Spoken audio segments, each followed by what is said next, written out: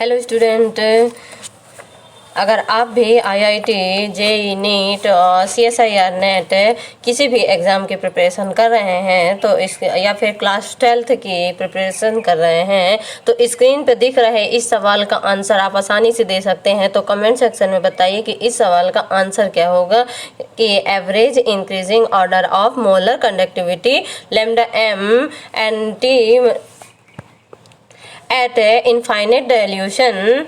तो इसका ये ऑप्शन दिए हुए हैं, इनके मतलब क्वेश्चन है कि पहला क्या है CH3COH, दूसरा है CH3CONA और तीसरा क्या है HCl। ठीक है, तो इनको इंक्रीजिंग ऑर्डर में लिखना है, वो भी किसकी, मोलर कंडक्टिविटी लैम्डा एम की। तो इसका आंसर आप कमेंट सेक्शन में दीजिए। ठीक है, अच्छे अच्छे लोग इस कंफ्यूजन में रहते हैं कि जब पानी में इनफाइनाइट डाइल्यूशन तक, जब हम पानी को इनफाइनाइट डाइल्यूशन तक मिला दिया जाए तो एसिटिक एसिड जो कि एक वीक इलेक्ट्रोलाइट है CH3COONA जो कि एक स्ट्रॉन्ग साल्ट है, इन दोनों में से किसकी मोलर कंडक्टिविटी ज़्यादा होगी। लोग सोचते हैं लिट के पीछे एसिटिक एसिड क्या है, लोग सोचते हैं कि एसिटिक एसिड पीछे रहेगा और पर इसका जो एक ऐसा 5 सेकेंड का मैजिक शॉर्टकट है कि बिना पेन उठाए ही डायरेक्ट आंसर आएगा।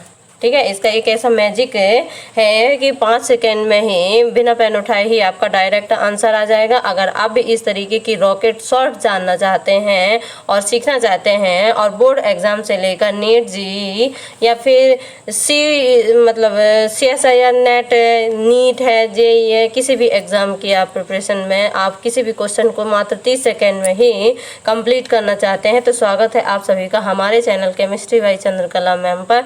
और हम अगले 10 से 20 मिनट में ही पूरे कॉन्सेप्ट को समझ लेंगे कि ये आखिर है क्या मोलर कंडक्टिविटी और कंडक्टेंस। तो चलिए हम अपना अगला टॉपिक देखते हैं और ये जो क्वेश्चन स्क्रीन में दिख रहा है इसका आंसर आप सभी कमेंट सेक्शन में बताइए और इसका आंसर मैं आपको सिर्फ 5 सेकेंड के अंदर वीडियो के लास्ट में दूंगी। तो चलिए वीडियो को लास्ट तक ज़रूर देखिएगा। ठीक है, अब हम देखते हैं आज आयनिक विलयनों की चालकता का मापन, मेजरमेंट ऑफ कंडक्टिविटी। फर्स्ट क्या है, विषय की शुरुआत की इंट्रोडक्शन क्या है कि जैसे कि आयनिक विलयन आयनिक विलयन जैसे नमक का प्रतिरोध, नमक के पानी का प्रतिरोध और कंडक्टिविटी मतलब रेजिस्टेंस और कंडक्टिविटी कैसे मापी जाएगी। तो जो फिजिक्स में अज्ञात प्रतिरोध को मापने के लिए व्हीटस्टोन ब्रिज का उपयोग किया जाता है, लेकिन जब हम केमिस्ट्री में किसी विलयन का प्रतिरोध मापने चलते हैं तो हमें सामने दो मुख्य समस्याएं आती हैं। फर्स्ट समस्या, पहली प्रॉब्लम क्या आती है कि यदि हम दिष्ट धारा डायरेक्ट करंट डीसी का उपयोग करेंगे तो विलयन में अभिक्रिया होने लगेगी और उसका क्या है, कॉम्पोजिशन बदल जाएगा। दूसरी समस्या क्या आती है कि विलयन को हम धातु के तार की तरह सीधे वेटस्टोन स्विच से नहीं जोड़ सकते हैं। पहली समस्या है कि यदि हम दिष्ट धारा मतलब डीसी का उपयोग करेंगे तो विलयन में रासायनिक मतलब केमिकल रिएक्शन होने लगेगी और उसका कंपोजिशन क्या है, बदल जाएगा। दूसरी समस्या क्या आती है कि विलयन को हम धातु के तार को सीधे वेटस्टोन ब्रिज से नहीं जोड़ सकते हैं। तो इन समस्याओं का हमारी पहली समस्या का समाधान ये है कि उन्होंने दिष्ट धारा मतलब जो डीसी है डायरेक्ट करंट के स्थान पर उन्होंने अल्टरनेट करंट का उपयोग किया, एसी का उपयोग किया, डीसी की जगह एसी का उपयोग किया। इससे जो है केमिकल रिएक्शन नहीं होती है। दूसरा क्या हुआ कि जो दूसरी समस्या का हल क्या है, उन्होंने विलयन को भरने के लिए एक विशेष बर्तन का डिजाइन किया जिसे कंडक्टिविटी सेल कहते हैं। ठीक है, अब हम देखते हैं हमारी कंडक्टिविटी सेल की बनावट क्या है। तो कंडक्टिविटी सेल की बनावट देखिए, कंडक्टिविटी सेल इसमें प्लेटिनम से लेपित दो प्लेटिनम इलेक्ट्रोड होते हैं और इन दोनों इलेक्ट्रोडों के बीच की दूरी L और उनके अनुप्रस्थ काट का क्षेत्रफल A माना जाता है। ठीक है, अब हम देखते हैं अपना जो कंडक्टिविटी सेल है, अब हम देखते हैं हमारा जो कंडक्टिविटी सेल है वो है क्या। देखिए, ये हमारा क्या है, हाँ कंडक्टिविटी सेल है, ठीक है। ये हमारा क्या है, कंडक्टिविटी सेल है, जिसमें दो, ये देखिए ये क्या है, ये क्या है, देखिए ये प्लेटिनम इलेक्ट्रोड है, एक ये है, ठीक है, प्लेटिनम ब्लैक इलेक्ट्रोड है, और विलय इलेक्ट्रोड यहाँ पे सॉल्यूशन भरा हुआ है, ठीक है। और ये बताया जा रहा है कि जी से ये जी नॉट इक्वल टू 1 में ए है, और इक्वल टू आर, मतलब जी डायरेक्टली प्रोपोर्शनल होता है आर के, ठीक है, और जो ए होता है इन्वर्सली प्रोपोर्शनल होता है, ठीक है। और यहाँ पे बताया गया है कि जी क्या है, विशिष्ट चालकता होती है, ए क्या है, इलेक्ट्रोड का क्षेत्रफल होता है, आर क्या होता है, प्रतिरोध होता है, ठीक है। तो जो यहाँ पे इलेक्ट्रोलाइसिस सॉल्यूशन भरा हुआ है, और जो हमारे कंडक्टिविटी सेल को दर्शाया गया है, जिसमें दो प्लेटिनम ब्लैक की रॉड होती हैं, और दो प्लेटिनम ब्लैक की रॉड होती है, और इन दोनों इलेक्ट्रोडों के बीच की दूरी क्या होती है, एल होती है, और अनुप्रस्थ काट के क्षेत्रफल को ए कहा जाता है, ठीक है। तो इसका फॉर्मूला बताया हुआ है ना कि G naught is equal to L upon M a is equal to R into kappa, ठीक है, या फिर G is equal to R into kappa लिख सकते हो, जी इजकल टू 1 में ए लिख सकते हो, ठीक है, कोई भी। अब प्रयोगशाला में मापन की विधि क्या दिया हुआ है, प्रैक्टिकल मेथड। लैब में सबसे पहले हम एक सेल विलियन लेते हैं, जिसकी चालकता कप्पा हमें सबसे पहले से बिल्कुल सटीक पता हो जैसे कि KCl पोटेशियम क्लोराइड का विलियन, ठीक है। लैब में हम कोई ऐसा विलियन लेते हैं जिसकी कंडक्टिविटी कप्पा हमें पहले से ही ज्ञात होनी चाहिए, ठीक है, जैसे हो गई KCl पोटेशियम क्लोराइड का विलियन। इसे पोटेशियम क्लोराइड के विलियन की कंडक्टिविटी सेल में भरकर इसे हम वेट स्टोन ब्रिज की मदद से उसका जो रेजिस्टेंस माप लेते हैं। अब रेजिस्टेंस और कप्पा के गुणों करके हम उस सेल का स्थिरांक जी निकाल लेते हैं, और एक बार सेल स्थिरांक जी नॉट ज्ञात हो जाने के बाद हम उस सेल में हम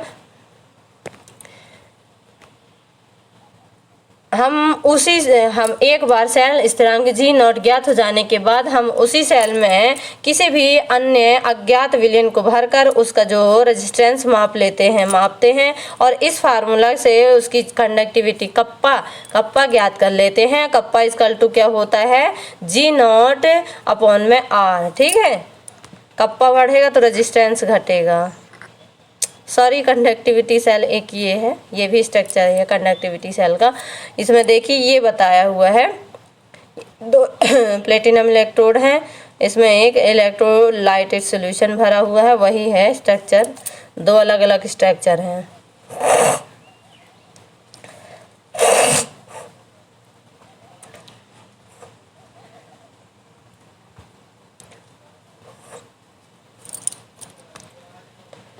ठीक है, अब हम देखते हैं हमारा व्हीटस्टोन ब्रिज द्वारा प्रतिरोध का मापन, मेजरमेंट बाय व्हीटस्टोन ब्रिज। बच्चों, जब हम चालकता सेल मतलब कंडक्टिविटी सेल का स्थिरांक जी नॉट या किसी अज्ञात विलयन का प्रतिरोध मापते हैं ना, तो हमें नीचे दिए मतलब व्हीटस्टोन ब्रिज के सिद्धांत का उपयोग करना होता है, ठीक है। तो हम देखते हैं व्हीटस्टोन सेतु का सिद्धांत क्या है। तो आपको ये हम बताने का तरीका बताया हुआ है हमने कि आप बोर्ड पर अपने मतलब कॉपी पर एक चतुर्भुज रेखा में ब्रिज का चित्र बना सकते हैं जहाँ 4 भुजाएं होती हैं।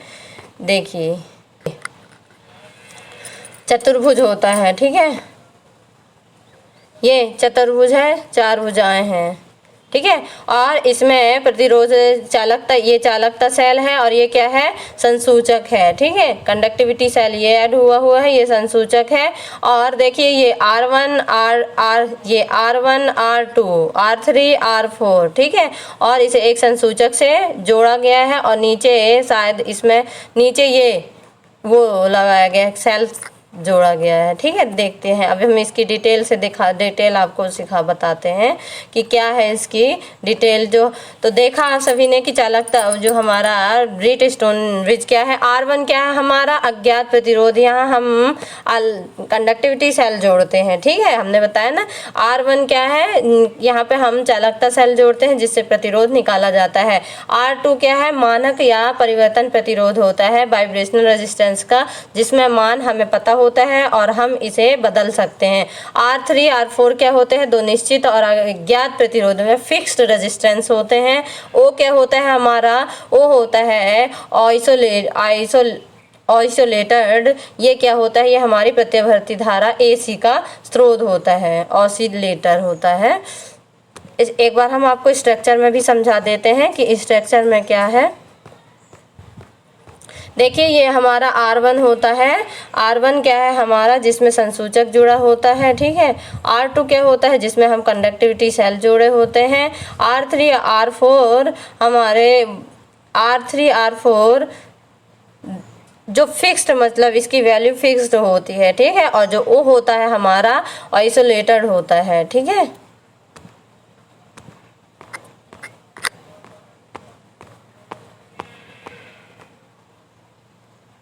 आइसोलेटर होता है, ये हमारी प्रत्यावर्ती धारा AC का स्रोत होता है। ठीक है, और जो P डिटेक्टर होता है, संसूचक होता है, यह एक हेडफोन या इलेक्ट्रॉनिक उपकरण होता है जो कि धारा के प्रभाव को मापने डिटेक्ट करने का काम करता है। ठीक है, अब हम ब्रिज के मतलब अब हम बैलेंसिंग ऑफ कंडक्शन ज्ञात करें। ब्रिज की संतुलन स्थिति चेक करते हैं, ब्रिज की संतुलन स्थिति देखते हैं।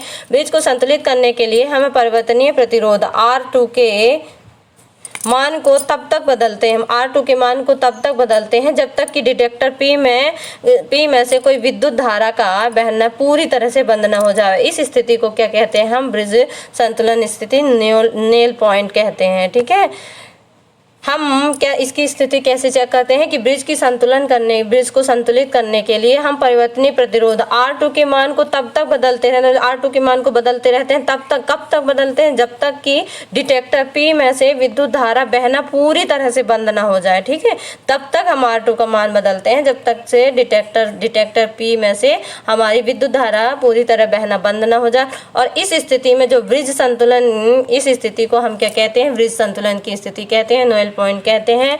संतुलन की स्थिति में ब्रिज सेतु का जो इक्वेशन मतलब समीकरण होता है वो क्या होता है, R1 अपॉन में R2 R4 अपॉन में R3 होता है। ठीक है, R1 अपॉन में R2 R4 अपॉन R3 होता है। इस इक्वेशन को आप ध्यान में रखिएगा। ठीक है, तो अब हम देखते हैं, चूंकि हमें चालकता कंडक्टिविटी सेल का अज्ञात प्रतिरोध R1 ज्ञात है, इसलिए हम इस समीकरण को इस प्रकार लिख सकते हैं। ठीक है, अगर हमें कंडक्टिविटी सेल का प्रतिरोध ज्ञात ही है तो हम इसके इक्वेशन को कैसे लिखेंगे, R1 equal to R2 into R4 upon में R3। ठीक है, तो इसका जो फाइनल कैलकुलेशन क्या आएगा कि इस प्रकार हमें व्हीटस्टोन ब्रिज की मदद से कंडक्टिविटी सेल के सही प्रतिरोध R1 मिल जाता है। ठीक है, R1 मिल जाता है, और जो बाद में सेल स्थिरांक G0 का उपयोग करके हम विलियन की सॉल्यूशन की कंडक्टिविटी कप्पा की गणना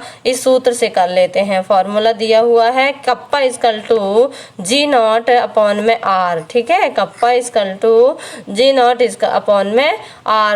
ठीक है, ये हमने अपना देखा विद्युत अपघट्य विलयन के लिए प्रतिरोध। ये आप फिजिकल केमिस्ट्री में मतलब फिजिकल कह रहे हैं, फिजिक्स में भी आप आता है ना, बोर्ड में क्लास 11th में मतलब किसी भी आता है, फिजिक्स में भी ये इतना याद नहीं है क्लियरली, पर आता है कि व्हीटस्टोन ब्रिज को समझाइए, तो आप ये है जो टॉपिक है आप अपने मतलब फिजिक्स में भी उपयोग कर सकते हैं। अब हम आज देखते हैं हमारे आज के जो मोस्ट इम्पॉर्टेंट न्यूमेरिकल्स हैं। तो अब हम देखेंगे न्यूमेरिकल को कैसे सॉल्व करते हैं। ठीक है, तो यहाँ तक अगर आपको वीडियो हमारा पसंद आया हो तो चैनल को सब्सक्राइब कीजिए, वीडियो को लाइक कीजिए, चैनल को सब्सक्राइब कीजिए और इस वीडियो को अपने फ्रेंड्सों पर ज़रूर शेयर कीजिए ताकि आप सभी के फ्रेंड्स को पता चल सके कि हमारे चैनल पर बहुत अच्छी सीरीज़ें स्टार्ट हुई हैं। हमने CSIR नेट के भी प्रीवियस ईयर क्वेश्चन को कराना शुरू करा दिया कि ताकि जो 12th क्लास का बच्चा हो वो भी CSIR नेट को मतलब समझ सके। बेस हमारा 12th ही रहेगा, पर उसे ये भी जानकारी हो कि 12th क्लास कितनी इम्पोर्टेंट होती है, जिससे CSIR नेट हाई लेवल तक के एग्जाम उससे पूछे जाते हैं। ठीक है, और मेन मुद्दा क्या है, NCERT, मेन टॉपिक हमारा NCERT है, सबसे मेन हमारी NCERT है जो हमारे लिए रामबाण है। ठीक है, तो अब हमारा आज का क्वेश्चन देखते हैं। क्वेश्चन क्या है कि 290 केल्विन पर एक कंडक्टिविटी सेल में 0.1 मोलर KCl विलयन भरने पर उसका जो प्रतिरोध है 100 ओम प्राप्त होता है। यदि उसी सेल में 0.022 एम KCl विलयन भरने पर प्रतिरोध कितना हो जाता है, 520 ओम हो जाता है। तो 0.02 एम KCl के कंडक्टिविटी कप्पा ज्ञात कीजिए। ठीक है, 0.02 एम KCl की क्या है कंडक्टिविटी, क्या कप्पा ज्ञात करना है और सॉल्यूशन यहाँ पर दिया गया है 0.01 एम KCl विलयन की कंडक्टिविटी 1.29 है SM है। ठीक है, दिया हुआ है। तो हम जो कैलकुलेशन है उसको स्टेप बाय स्टेप मेरे वीडियो में आप सभी ने एक बार ज़रूर देखी होगी। कोई भी मतलब इतना डिटेल से सॉल्यूशन नहीं कराएगा, पर मैंने आपको स्टेप बाय स्टेप सॉल्यूशन कराया हुआ है। ठीक है, तो अगर वीडियो अच्छा लगता है तो लाइक ज़रूर कीजिए, कमेंट में बताइएगा कि कैसा लगा वीडियो।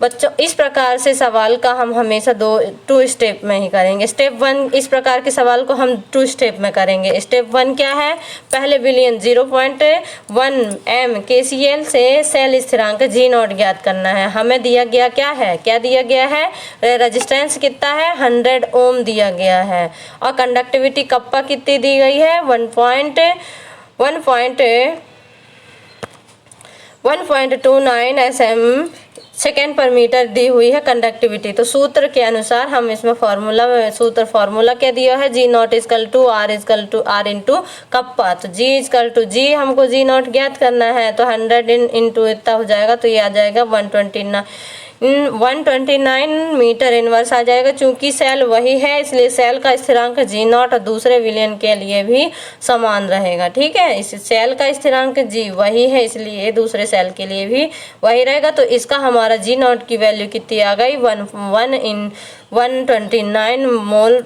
पर इनवर्स आ गई। स्टेप 2 में दूसरे विलयन की हमको मोलर कंडक्टिविटी मतलब KCl की कंडक्टिविटी ज्ञात करनी होगी, कप्पा ज्ञात करना है। तो अब हमारे पास सेल स्थिरांक G0 का भी मान है, नया प्रतिरोध 52 मतलब 520 मतलब 520 ओम नया प्रतिरोध है। ठीक है, तो हम कंडक्टिविटी जो कंडक्टेंस का फॉर्मूला होता है, चालकता का सूत्र होता है, उसमें कप्पा = G0/R इसमें वैल्यू में मान पुट कर देंगे और हमारा कैलकुलेशन करेंगे। तो ये आ जाएगा कप्पा = 0.248 SM। ठीक है, तो फाइनल आंसर हमारा क्या आता है कि 0.02 मोल KCl विलयन की कंडक्टिविटी 0.248 SM या 0.00248 SM है। ठीक है, फाइनल आंसर। इस प्रकार से हमको स्टेप बाय स्टेप में हमको कैलकुलेशन करना है। ठीक है, अब हमारा अगला आज का टॉपिक क्या आता है, अगला टॉपिक क्या है हमारा अगला टॉपिक है सांद्रता के साथ चालकता एवं मोलर चालकता में परिवर्तन। ठीक है,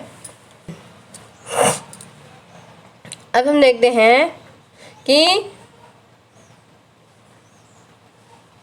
विद्युत अपघट्य इलेक्ट्रोलाइट को सांद्रता में बदलने पर कप्पा और मोलर चालक λm दोनों में क्या बदलाव होता है। पहला देखते हैं हम सांद्रता के साथ कप्पा में क्या परिवर्तन होता है। तो मुख्य पॉइंट यहाँ पे मेन पॉइंट दिया हुआ है कि तनुता बढ़ाने पर क्या होती है, हमारी सांद्रता घटने पर चालकता हमेशा बढ़ती है और यह नियम लागू होता है किसका, यह नियम प्रबल और दुर्बल अपघट्य दोनों पर लागू होता है। ठीक है, कारण क्या है कि जो चालकता का मतलब है विलयन के प्रति इकाई आयतन 1 सेंटीमीटर क्यूब या 1 मीटर क्यूब में उपस्थित आयनों की चालकता पर निर्भर करता है। ठीक है, सरल शब्दों में कि जब हम विलयन में पानी मिलाते हैं, तनु करते हैं, तो कुल आयतन बढ़ जाता है, जिससे प्रति इकाई आयतन में विद्युत धारा ले जाने वाले आयनों की संख्या क्या हो जाती है, आयनों की संख्या कम हो जाती है। ठीक है, जब हम विलयन में पानी मिलाते हैं तो आपने देखा हो कोई भी विलयन में आप पानी मिला तो कुल आयतन तो बढ़ जाता है, पर प्रति इकाई आयतन में विद्युत धारा ले जाने वाले आयनों की संख्या क्या हो जाती है, कम हो जाती है। ठीक है, सेकेंड टॉपिक है हमारा कि सांद्रता के साथ मोलर चालकता लैम्डा एम में क्या परिवर्तन होते हैं। ठीक है, पहले हमने पढ़ा कि सांद्रता के साथ चालकता में क्या परिवर्तन होता है। अब हम पढ़ेंगे सांद्रता के साथ मोलर चालकता लैम्डा में क्या परिवर्तन होते हैं। तो देखते हैं, तनुता बढ़ाने पर क्या होता है, सांद्रता घटाने पर मोलर चालकता हमेशा बढ़ती है। ठीक है, इसके लिए फॉर्मूला दिया हुआ है कि lambda M equal to K upon में सी, या lambda M equal to kappa into V. यहाँ पे वी क्या है, आयतन है जिसमें 1 मोल विद्युत अपघट्य घुला हुआ है। कारण तनुकरण करने पर कप्पा का मान हमेशा घटता है, लेकिन आयतन का मान बहुत अधिक बढ़ जाता है, इसलिए दोनों का गुणनफल कप्पा इंटू वी बढ़ जाता है। ठीक है, अब सीमांत मोलर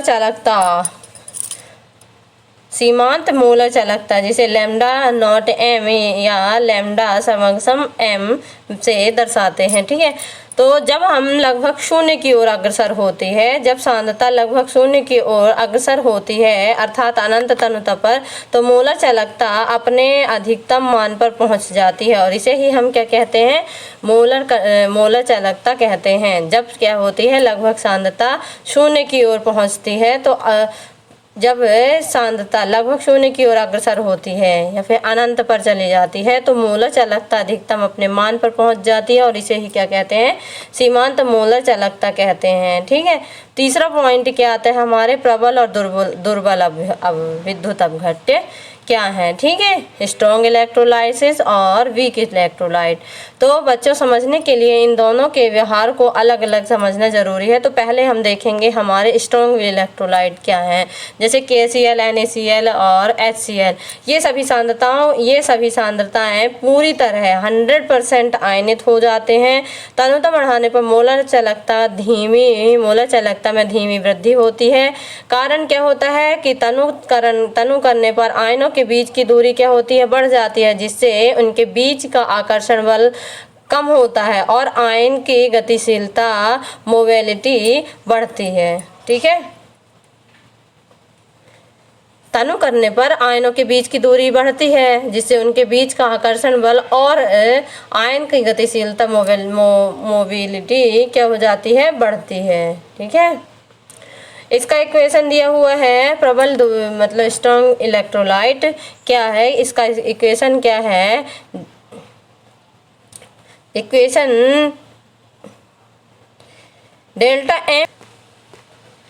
अब हमारे परीक्षा के लिए जो हमारे प्रबल विद्युत अपघट्य से पूछा जाता है कि प्रबल विद्युत अपघट्य बताइए, मतलब ऑब्जेक्टिव में भी क्वेश्चन पूछ लेता है कि प्रबल विद्युत अपघट्य क्या है, प्रबल इलेक्ट्रोलाइट मतलब स्ट्रॉन्ग इलेक्ट्रोलाइट क्या है। तो देखिए हमारे एग्जाम्पल क्या है, एसिड, बेस और साल्ट तीनों में ही एग्जाम्पल दिया है हमने, ताकि आपको एग्जाम्पल में किसी भी प्रकार की चूक ना हो सके। तो जो हमारे प्रबल एसिड में होते हैं स्ट्रॉन्ग इलेक्ट्रोलाइट, हाइड्रोक्लोरिक अम्ल HCl, HNO3 नाइट्रिक अम्ल और H2SO4 सल्फ्यूरिक अम्ल। प्रबल बेस में क्या है, NaOH सोडियम हाइड्रोक्साइड, KOH क्या है, पोटेशियम हाइड्रोक्साइड। साल्ट में क्या है, KCl potassium chloride, NaCl sodium chloride, CH3COONA sodium acetate. ठीक है, ये हमारे इम्पोर्टेंट, ये आपको एग्जाम के लिए बिल्कुल सा याद रखना होगा, एसिड, बेस और साल्ट के रूप में। ठीक है, तीनों को अलग अलग रूप में। अगला देखते हैं हमारा, इसका मान जो है आसानी से निकाला जा सकता है। ये क्या है, गलत टाइप हो गया। अब हमारा अगला आता है दुर्बल विद्युत अपघट्य, वीक इलेक्ट्रोलाइट क्या है, जैसे कि CH3COO NaOH। तो इसको कैसे निकालते हैं, तो देखते हैं कि कम सांद्रता पर इनका वियोजन आयनाइजेशन बहुत कम हो जाता है। तनुता बढ़ाने पर इनकी मोलर चालकता बहुत तेजी से वृद्धि होती है। ठीक है, कारण क्या है, ओस्टवाल्ड का तनुता नियम। जैसे जैसे विलयन तनु किया जाता है तो दुर्बल विद्युत अपघट्य का वियोजन की मात्रा अल्फा बढ़ती जाती है, जिससे आयनों की कुल संख्या क्या होती है, अचानक ही बढ़ जाती है। कारण क्या बताया गया कि जैसे जैसे विलयन तनु किया जाता है तो दुर्बल विद्युत अपघट्य वियोजन की मात्रा अल्फा बढ़ती जाती है और कुल आयनों की संख्या क्या होती है, बहुत अचानक से ही कुल आयनों की संख्या अचानक बहुत बढ़ जाती है। ठीक है, वियोजन की मात्रा अल्फा भी बढ़ती है और आयनों की संख्या भी बढ़ती है। वियोजन की मात्रा बढ़ती है, आयनों की संख्या भी बढ़ती है। ठीक है, अब सीमा देखते हैं। इसके लिए ग्राफ में बोला जाता है कि डेल्टा नॉट m का मान सीधे ज्ञात नहीं किया जा सकता, क्योंकि अनंत पर ग्राफ बिल्कुल सीधा अक्ष पर बनता है, समांतर बनता है। ठीक है, ये याद रख लीजिएगा कि इसका ग्राफ कैसा बनता है, स्ट्रेट लाइन में बनता है। ठीक है, और समाधान क्या है कि दुर्बल विद्युत अपघट्य के लिए जो लैम्डा नॉट m का मान होता है कोलराउस नियम के मदद से निकाला जाता है। ठीक है, मतलब इसके लिए जो लैम्डा नॉट m का मान होता है इसके लिए जो मान निकालेंगे हम कोलराउस लॉज के हेल्प से ही निकाला जाता है। ठीक है, अब इसके लिए जो इम्पोर्टेंट हमारे पर एग्जाम के लिए एसिड और बेस के रूप में जो एग्जाम्पल दिए हुए हैं वो देख लीजिए। CH3COOH ये क्या है, एसिटिक अम्ल या फिर सिरका है। सिरका का फॉर्मूला याद करिए, CH3COOH। H2CO3 कार्बोनिक अम्ल, HCN हाइड्रोसायनिक अम्ल। ठीक है, दुर्बल बेस मतलब वीक बेस क्या है, NH4OH अमोनियम हाइड्रोक्साइड। ठीक है, ये हमारे इम्पोर्टेंट फॉर्मूला हैं वीक इलेक्ट्रोलाइट के। डिग्री ऑफ डिसोसिएशन करने पर जो अल्फा है बहुत तेजी से बढ़ने लगता है, यानी जो मॉलिक्यूल पहले सो रहे थे, नहीं टूटे थे, वे भी टूटकर ढेर सारे नए आयन पैदा कर देते हैं। जो इसका रिजल्ट क्या निकलता है कि आयनों की संख्या क्या अचानक से बढ़ने के कारण इसकी जो मोलर कंडक्टिविटी है स्टेपली रॉकेट की तरह ऊपर उठती है। ठीक है, एग्जाम में डायरेक्ट क्वेश्चन आता है, कैसे आता है, इसका क्या है कि देखिए स्ट्रॉन्ग के लिए डाइल्यूशन आयन के बीच की दूरी बढ़ती है, अट्रैक्शन कम हो जाता है, कंडक्टिविटी स्लोली बढ़ती है। ठीक है, याद रखिएगा स्ट्रॉन्ग इलेक्ट्रोलाइट है इसकी डाइल्यूशन क्या होती है, आयनों के बीच की दूरी बढ़ती है, अट्रैक्शन भी कम होता है, बहुत कम नहीं, कम हुआ। जैसे आयनों के बीच की दूरी बढ़ी तो अट्रैक्शन कम हुआ और कंडक्टिविटी स्लोली बढ़ती है। ठीक है, और जो वीक इलेक्ट्रोलाइट है उसके लिए क्या बताया गया है कि जो वीक CH3COOH एग्जाम्पल में जो डाइल्यूशन नए आयनों की संख्या बढ़ती है, अल्फा बढ़ा तो कंडक्टिविटी स्टेपली बढ़ती है। ठीक है, ट्रिक थी ये। आगे देखते हैं। तो जो हमने आज के ये सब हमारे आखिरी टॉपिक था और ये हमारी एग्ज़ाम की जो एक ट्रिक थी। आप स्ट्रॉन्ग और वीक इलेक्ट्रोलाइट को इसी तरह से शॉर्टकट से आप याद कर सकते हैं।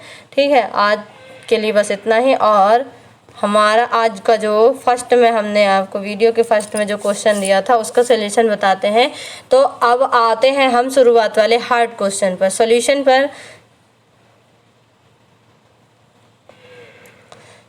पर। ठीक है, आज की सुपर स्पेशल ट्रिक है कि इनफाइनिटी डाइल्यूशन पर हर इलेक्ट्रोलाइट 100% टूट जाता है। तो अब फैसला कौन करेगा, आयन की स्पीड आयन की स्पीड पूरी केमिस्ट्री में H+ आयन क्या होता है, सबसे तेज भागता है। ठीक है, आप सभी को हमने क्या बताया कि इनफाइनाइट डाइल्यूशन पर जो है हर इलेक्ट्रोलाइट 100% टूट जाता है। तो फैसला कौन करेगा, फैसला करेंगे आयन की स्पीड। ठीक है, तो केमिस्ट्री में जो है हाइड्रोजन आयन H+ आयन जो है, आप सभी ने सुना होगा कि जो H+ आयन है हमारा सबसे तेज भागता है, फास्टेड होता है। तो अब हम देखेंगे कि जिसके पास H+ आयन होगा वो क्या है। तो HCl के पास क्या है, HCl के पास H+ आयन है और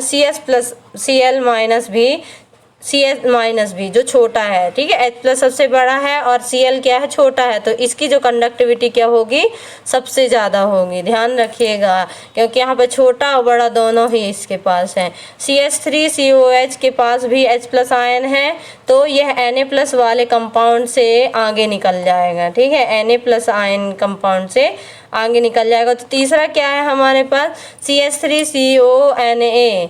इसमें क्या है, Na+ बड़ा और भारी होता है और यह सबसे पीछे रह जाएगा। ठीक है, तो हमारा जो इंक्रीजिंग ऑर्डर क्या आ जाएगा, इंक्रीजिंग ऑर्डर आ जाएगा CH3COONA, CH3 फिर आ जाएगा CH3COOH और HCl। ठीक है, तो ये हमारे आज के क्वेश्चन का आंसर था कि इंक्रीजिंग ऑर्डर में क्या आएगा। तो सबसे बड़ा हमारा हो जाएगा HCl। ठीक है, यानी 2, 1 और 3 सिर्फ देखा गया, सिर्फ 5 सेकंड में इतना बड़ा क्वेश्चन हमने सॉल्व कर दिया। ठीक है, आप इसे 5 सेकंड में सॉल्व कर सकते हैं। हमने आपको एक ही चीज़ समझाया तो थोड़ा टाइम लग गया। ठीक है, आज के लिए बस इतना ही। वीडियो अच्छी लगती है तो वीडियो को लाइक कीजिए, चैनल को सब्सक्राइब कीजिए, अपने फ्रेंड्सों में शेयर कीजिए और इसी तरह की कंटेंट पाने के लिए बने रहिए हमारे टेलीग्राम चैनल पर। Thank you, bye bye.